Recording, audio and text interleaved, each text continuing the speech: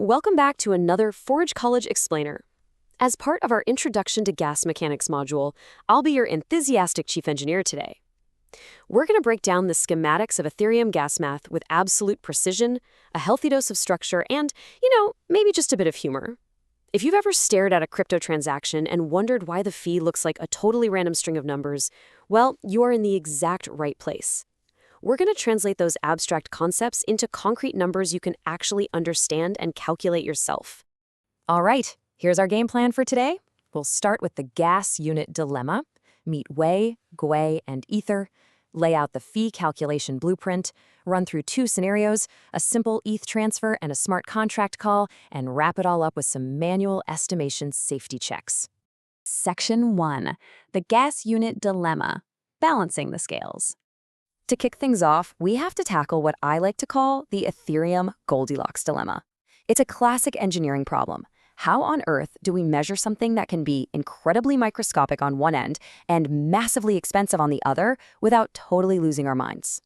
Now, if you've been following along with our course, you know that in our previous lesson, we dug into Solana Cloud's components and roles. We looked at its incredibly fast, completely different architecture. But coming back to Ethereum, we hit this wall where we need a reliable way to translate conceptual knobs like gas limits and gas prices into hard, actionable math. We literally need to know exactly what we're looking at before we click approve in our wallets. Section 2. Meet Wei, Gwei, and Ether, the gas denominations. Let's build out our toolkit by meeting the actual cast of characters in Ethereum's unit system. These are the denominations you're going to encounter every single day. Now, what's really cool here is how Gwei sits right in the readable middle. Ethereum's absolute smallest indivisible base unit is called Wei. But Wei is so tiny that quoting fees in Wei gives you numbers with so many zeros your eyes will cross. On the flip side, quoting a gas price in pure Ether gives you these microscopic, impossible-to-read decimals. So, enter Gwei. It is our Goldilocks unit. It represents exactly 1 billion Wei. It saves us from counting tiny grains of sand and keeps us far away from those absurd decimals.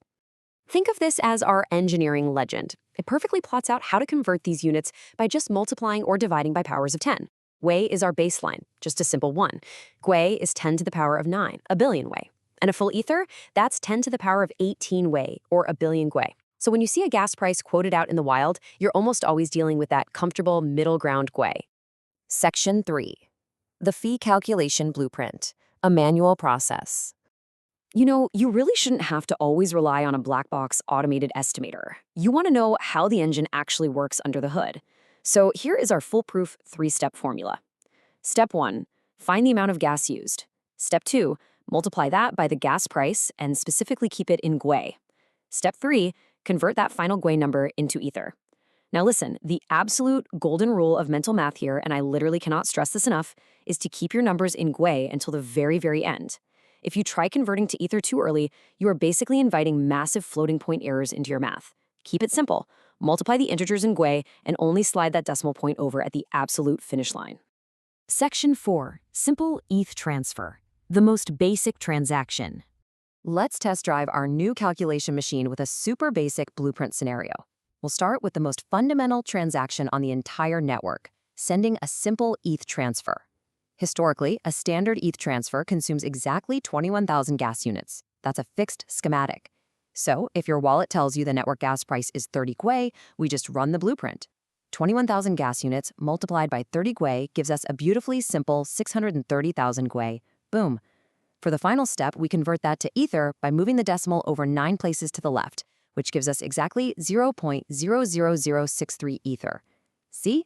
When you actually break it down, the math is incredibly manageable. Section 5. Scenario, smart contract call, upgrading the complexity. But what happens when we crank up the complexity? Say, interacting with a token or a totally different smart contract protocol. When we upgrade complexity, smart contracts eat up way more gas units. A basic ERC20 token transfer might chew through around 65,000 gas units instead of 21,000. So even if the gas price is exactly the same, 30 Gwei, the math jumps. 65,000 multiplied by 30 Gwei is 1.95 million Gwei, or roughly 0.00195 Ether. Basically, your mental threshold for what feels too expensive has to scale with the complexity of the code. Always ask yourself, how many gas units is this contract going to consume before you judge the gas price? In fact, pro tip, it's always wise to add a 10% safety cushion to your mental estimates for contract calls, just in case they run a little hot. Section 6. Manual Estimation Safety Checks. How to avoid breaking it. Now, every good engineer needs a solid quality assurance protocol. We've built the machine, we've run the tests, so let's look at how to not break it in the real world.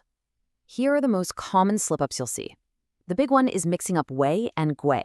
If you're entering a custom gas price and you type in 30 Wei instead of 30 Gwei, you are creating a catastrophic error that is off by a literal billion. Your transaction will just sit there, stuck forever in limbo, because the fee you authorized is microscopically small. Other traps include underestimating gas limits, which causes out-of-gas failures, and ignoring the dynamic behaviors of base fees and tips, which we are actually going to cover very soon. To help you practice and QA test your own mental math, I highly recommend using an AI assistant as your co-pilot. You can literally just use the exact prompt string we've got laid out for you. Just plug in your estimated gas used and your gas price and ask the AI to compute the total fee and show its steps. Compare their intermediate Gwei result with yours. It is just an incredibly fast, highly effective way to catch any silly arithmetic slips before you go and authorize a live transaction on the network. Which brings us to our final provocative thought for the day. We've absolutely mastered the static math, but Ethereum is a living, breathing ecosystem. So ask yourself, how will dynamic base fees and tip behaviors alter these final calculations in an ever-shifting network? Well, you'll just have to find out next time. That wraps up this explainer from Forge College. I highly encourage you to visit forge.college to learn more about this subject and access a wealth of other incredible Web3 topics. Because in our next lesson, Fee Dynamics and Historical Trends, we're going to see exactly how live network conditions will put your brand new estimation skills to the ultimate test. Thanks so much for watching, and keep building.